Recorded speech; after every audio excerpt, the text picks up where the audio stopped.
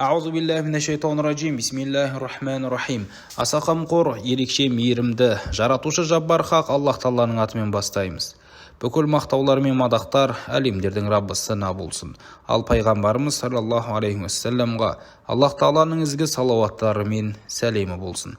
Біздің каналымызға келіп түскен кейбір сұрақтарға жауап. Бірінші сұрақ: мен шам намазының орнына бамдатты дегені бұл жердегі таң намазын оқып жүрмін, білмей дейді. Кейіннен ақшам намазын оқып бастасам дейді.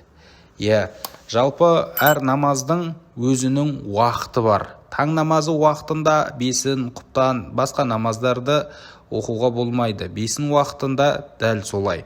Сол секілді ақшам намазының уақыты кіруімен ол уақытта тек қана ақшам намазы оқылады.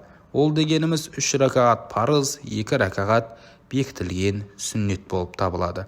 Ал кімде-кім білмей оқып қойса, немесе солай оқып жүрген болса, онда намаздарын қайта оқуы керек. Яғни ақшам намазының орнына таң намазы секілді 2 ракағат парыз оқып жүрсе, онда қанша намаз оқыды, сонша намазын қайтып оқуы керек.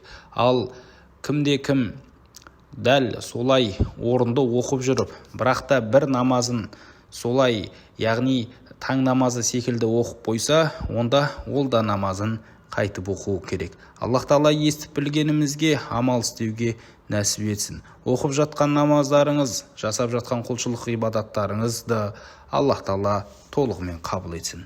Ассаламу алейкум ва рахматуллахи ва баракатуху.